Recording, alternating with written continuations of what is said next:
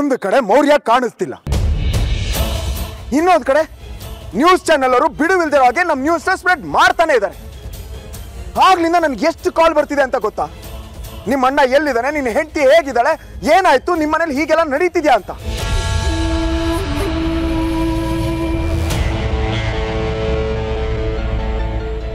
ಯಾರಿಗೆ ಏನಂತ ಹೇಳಿ, ಏನಂತ ಉತ್ತರ ಕೊಡ್ಲಿ? ಎಲ್ಲ ಆಗಿದ್ದು ಈ ಮನುಷ್ಯನಿಂದ.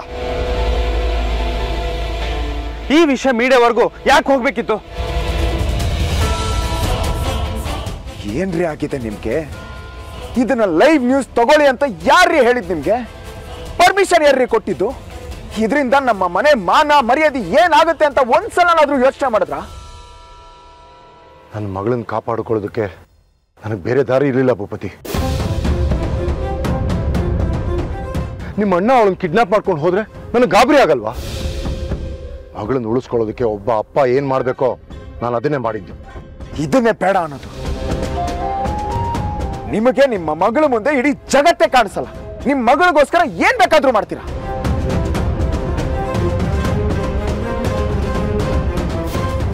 ಅದರಿಂದ ಯಾರ ಮಾನ ಮರ್ಯಾದೆ ಏನಾದ್ರೂ ಪರವಾಗಿಲ್ಲ, ನಿಮಗ್ ನಿಮ್ ಮಗಳೇ ಮುಖ್ಯ ಅಲ್ವಾ? ಇದೆಲ್ಲ ನಿನ್ ಪ್ಲಾನು. ಶೌರ್ಯ ನಿನ್ ಜೊತೆ ಸೇರಿದಾನೆ ಅಂತ ನನ್ಗೇನ್ ಕನಸು ಬೀಳ್ಬೇಕಿತ್ತ? ಆ ಕ್ಷಣಕ್ಕೆ ನನ್ಗೇನ್ ಹೊಳಿತೋ ನಾನು ಅದನ್ನೇ ಮಾಡಿದ್ದು.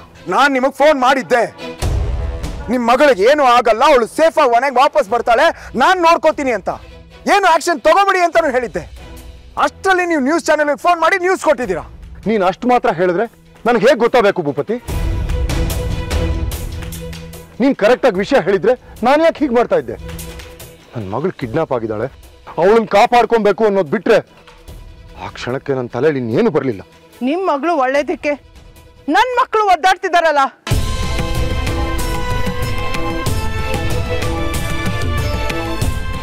ಆದ್ರೆ ಕೆಟ್ಟ ಹೆಸರು ಅಪವಾದ ನಮ್ಗೇನೆ. ಶಕುಂತಲಾ ದೇವಿ ಮಗ ನನ್ ಮಗಳನ್ನ ಕಿಡ್ನಾಪ್ ಮಾಡಿದಾನೆ ಅಂತ ಎಲ್ಲ ಚಾನೆಲ್ ಸ್ಟೇಟ್ಮೆಂಟ್ ಕೊಟ್ಟಿದ್ದೀರಲ್ಲ, ಅದನ್ನ ಬದಲಾಯಿಸಕ್ಕಾಗತ್ತಾ? ಹೇಳ್ರಿ, ಅಮ್ಮನ ಮಾತಿಗೆ ಉತ್ತರ ಕೊಡಿ. ನಮ್ಮ ಮಾನ ಮರ್ಯಾದೆಲ್ಲ ಹೋಯ್ತಲ್ಲ, ಅದನ್ನ ವಾಪಸ್ ಕೊಡಕ್ಕಾಗತ್ತಾ? ನಾನು ಯಾರು ಅಂತ ಗೊತ್ತಾಗಿ ಏನ್ ಮಾಡ್ತೀಯ? ಎಲ್ಲಾರ್ಗೂ ಗೊತ್ತಾಗೋ ಟೈಮಲ್ಲಿ ಗೊತ್ತಾಗುತ್ತೆ, ಯೋಚನೆ ಮಾಡ್ಬೇಡ. ಆದ್ರೂ ನನಗೆ ನಿನ್ನ ಬುದ್ಧಿವಂತಿಕೆ ತುಂಬಾ ಇಷ್ಟ ಆಯ್ತು. ಯಾರಿಗೂ ಗೊತ್ತಿಲ್ದೆ, ಅದ್ರಲ್ಲೂ ನನಗೂ ಗೊತ್ತಿಲ್ದೆ ಇಷ್ಟೆಲ್ಲ ಮಾಡಿದ್ಯಾ ಅಂದ್ರೆ ಸಾಮಾನ್ಯ ಅಲ್ಲ. ಭೇಷ್, ಮೆಚ್ಚಲೇಬೇಕು. ಆದ್ರೆ ಒಂದನ್ ತಿಳ್ಕೊ, ನೀನು ನನ್ನ ಮುಂದೆ ಏನೇನೂ ಅಲ್ಲ, ನನಗೆ ಸರಿಸಾಟಿನೂ ಅಲ್ಲ. 4 ಸಲ ಅಟ್ಯಾಕ್ ಮಾಡಿ 5ನೇ ಸಲ ಜೈಲಿಗೆ ಹೋಗೋ ಸ್ಥಿತಿ ತಲುಪಿದ್ಯಾ. ಆದ್ರೆ ನಾನು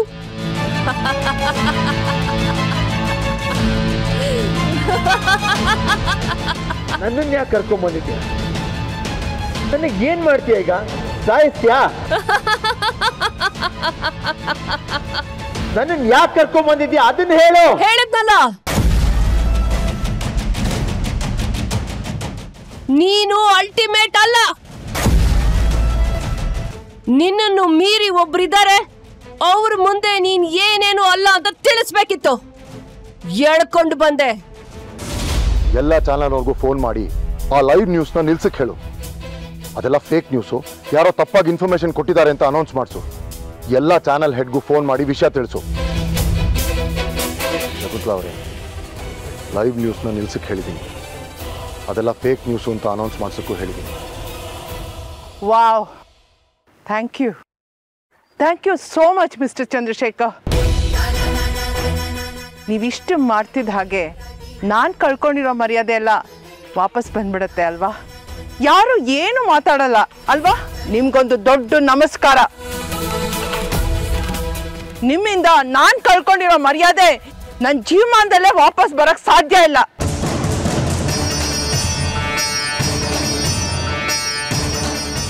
ಅದ್ಯಾವ ಗಳಿಗೆಯಲ್ಲಿ ನನ್ನ ಮಗನ್ನ ನಿಮ್ಮ ಮಗಳಿಗೆ ಗಂಟು ಹಾಕಿದ್ರೋ ಆವತ್ತಿಂದ ನನ್ನ ಬದುಕಲ್ಲಿ ಆತಂಕ, ಅವಮಾನ, ಅಸಹ್ಯ ಬಿಟ್ರೆ ಇನ್ಯಾವುದೂ ಇಲ್ಲ. ನನ್ನ ಮಗ ಮೌರ್ಯ ಹೀಗಾಗಕ್ಕೆ ನೀವೇ ಕಾರಣ.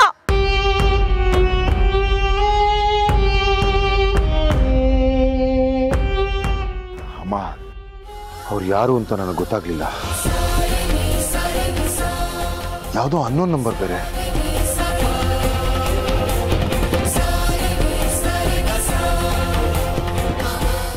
ಮೊದಲು ಒಬ್ಬ ಗಂಡಸು ನನ್ನ ಹತ್ರ ಮಾತಾಡ್ದ. ಆಮೇಲೆ ಯಾವುದೋ ಒಂದು ಹೆಂಗಸು ಫೋನ್ ಇಟ್ಕೊಂಡು ಜೋರಾಗಿ ನಕ್ಕಿದ್ಲು. ಆ ವಾಯ್ಸ್ನ ಇದಕ್ಕಿಂತ ಮುಂಚೆ ಯಾವತ್ತಾದ್ರೂ ಕೇಳಿದ್ದೀರಾ? ಇಲ್ಲ ಭೂಪತಿ, ಅವರಿಬ್ರು ವಾಯ್ಸನ್ನು ನನಗೆ ಗುರ್ತಿಳಿಯೋಕ್ಕಾಗಲಿಲ್ಲ. ಆ ವಾಯ್ಸ್ನ ನಾನು ಮುಂಚೆ ಎಲ್ಲೂ ಕೇಳಿಲ್ಲ. ಎಲ್ಲ ಮುಗೀತು ಅಂದ್ರೆ ಇದೊಂದು ಭೂಪತಿ ಹೊಸ ಸಮಸ್ಯೆ. ಮೋರಿನ ಗಾಡಿಯಲ್ಲಿ ಆಕ್ಸಿಡೆಂಟ್ ಆಗಿ ಬಿದ್ದಿತ್ತು. ಮೋರಿನ ಯಾರೋ ನೇತಾಕಿದ್ರು.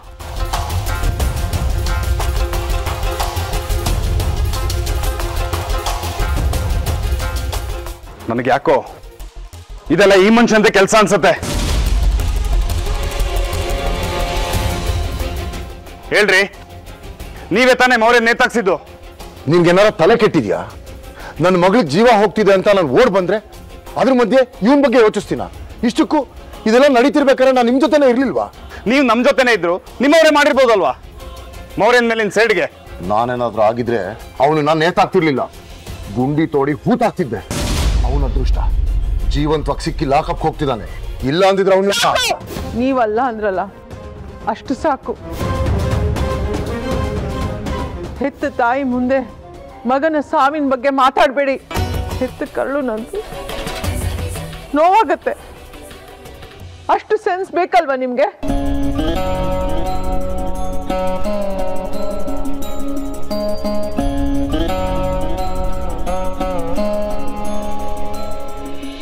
ನನ್ ಮೌರ್ಯ, ನನ್ ಜೀವ ಆಕ್ಸಿಡೆಂಟ್ ಮಾಡ್ಕೊಂಡ. ಪೊಲೀಸು ನನ್ ಕಣ್ಮುಂದೆನೆ ಅವನನ್ನ ಕರ್ಕೊಂಡು ಹೋದ್ರು. ಜೀವನೇ ಹೋದಂಗಾಯ್ತು. ಆದ್ರೂ ಮನ್ಸು ಕಲ್ಲು ಮಾಡ್ಕೊಂಡು ನಿಂತ್ಕೊಂಡೆ. ನಿಮ್ ಮಗಳಿಗೋಸ್ಕರ ಅಷ್ಟು ಒದ್ದಾಡೋ ನೀವು, ನನ್ನ ನೋವು ನಿಮ್ಗೆ ಯಾಕೆ ಅರ್ಥ ಆಗಲ್ಲ? ಮಾ,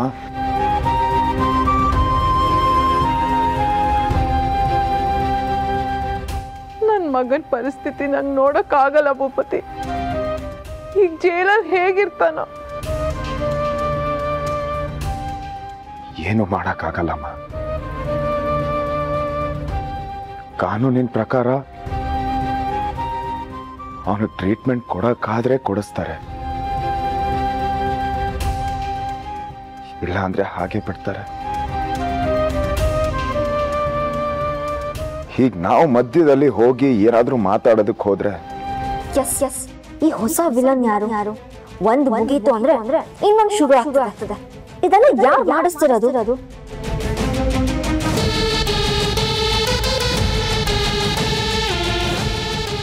ಯಾರು ನೀನು? ನನ್ನ ಪ್ರಶ್ನೆಗೆ ಉತ್ತರ ಕೊಡು. ಯಾರು ನೀನು? The devil.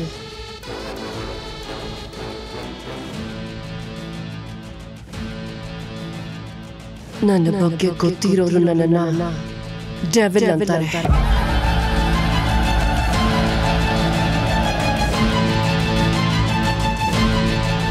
ಯಾರವಳು? ನನ್ನ ಬಿಟ್ರೆ ಆ ಚಂದ್ರಶೇಖರ್ ಮೇಲೆ ಅಷ್ಟು ಸೇರಿರೋರು ಬೇರೆ ಯಾರಿದ್ದಾರೆ? ಯಾರು? The devil is back.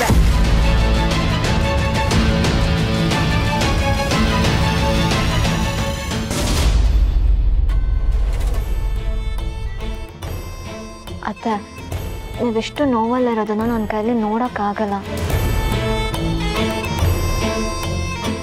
ದಯವಿಟ್ಟು ಸಮಾಧಾನ ಮಾಡ್ಕೊಳ್ಳಿ, ಧೈರ್ಯ ತಗೊಳ್ಳಿ. ಏನು ಮಾಡೋದು? ಹೀಗೆಲ್ಲ ಆಗೋಯ್ತು.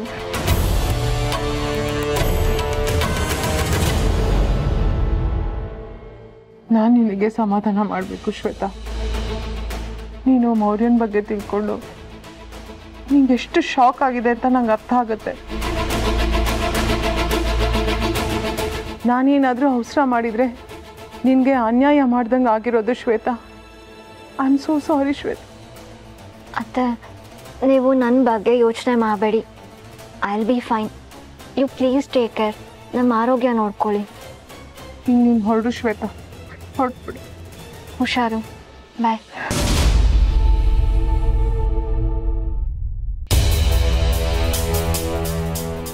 ಅಮ್ಮ, ನಾವು ಹೊರಡೋಣ.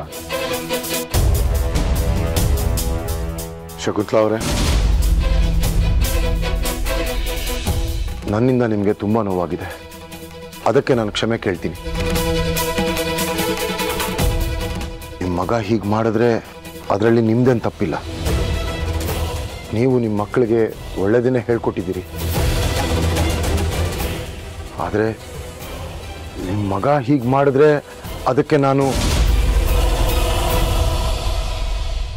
ಭೂಪತಿ, ಹೊರಡೋಣ ಅಂದ್ಬಿಟ್ಟು ಯಾಕೆ ಇಲ್ಲೇ ನಿಂತಿದ್ಯಾ?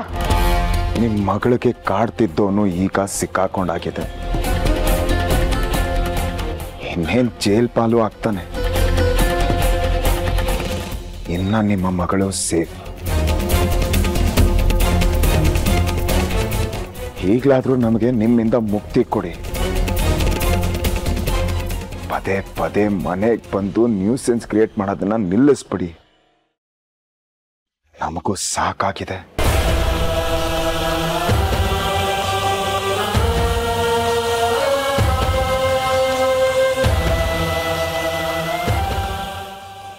ನೋಡಿ, ಮದುವೆ ಮಾಡಿದ್ದೀರಾ ಅಂದಮೇಲೆ ನಿಮ್ಮ ಮಗಳ ಜವಾಬ್ದಾರಿ ನಂದು. ಕಾಪಾಡ್ಕೋತೀನಿ. ದಯವಿಟ್ಟು ಇದನ್ನ ಇಲ್ಲಿಗೆ ಮುಗಿಸ್ಬಿಡಿ.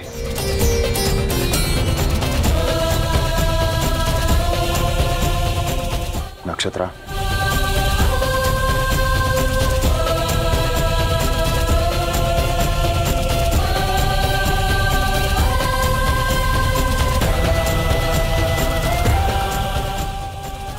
ಅಪ್ಪ,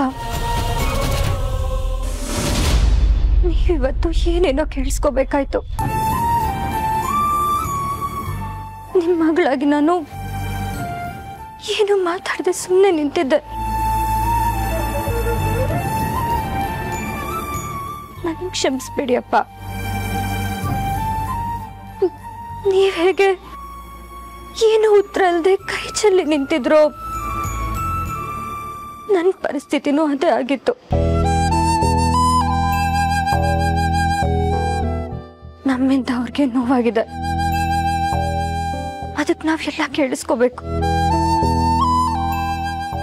ಅದಕ್ಕೆ ಸುಮ್ಮನಿದ್ದೆ ಅಪ್ಪ. ನಂಗೆ ಗೊತ್ತು ಪುಟ್ಟ, ಇದನ್ನೆಲ್ಲ ನಾನು ಯಾವುದನ್ನೂ ಇಲ್ಲ ಅಂತ ಹೇಳಲ್ಲ. ಆದರೆ ಇದರಲ್ಲೆಲ್ಲ ನಿಂದು ಯಾವುದು ತಪ್ಪಿಲ್ಲ ಅಂತ ಅವ್ರಿಗೆ ಗೊತ್ತಾಗಿ ನಿನ್ನನ್ನು ಪ್ರೀತಿಯಿಂದ ನೋಡ್ಕೊಂಡ್ರೆ ನನಗಷ್ಟೇ ನೆಮ್ಮದಿ. ನಾನು ಆ ದಿನಕ್ಕೋಸ್ಕರ ಕಾಯ್ತಿದ್ದೀನಿ. ಆ ದಿನ ಬರುತ್ತಪ್ಪ. ಎಲ್ಲರೂ ಖುಷಿಯಾಗಿರೋ ದಿನ ಖಂಡಿತ ಬರುತ್ತೆ. ನನಗೆ ನಂಬಿಕೆ ಇದೆ. ಆ ನಂಬಿಕೆನೆ ನನಗೂ ನಿಮ್ಮಮ್ಮಂಗೂ ಧೈರ್ಯ ಕೊಡೋದು ಪುಟ್ಟ. ನಾನು ಹೊರಡ್ತೀನಪ್ಪ. ನೀವು ಹೋಗಿ ಅಮ್ಮನ ಜೊತೆ ಮಾತಾಡಿ. ನೀವು ಹೋಗ್ತಾ ಇದ್ರೆ ಅವಳಿಗೆ ನೆಮ್ಮದಿನೇ ಇರಲ್ಲ.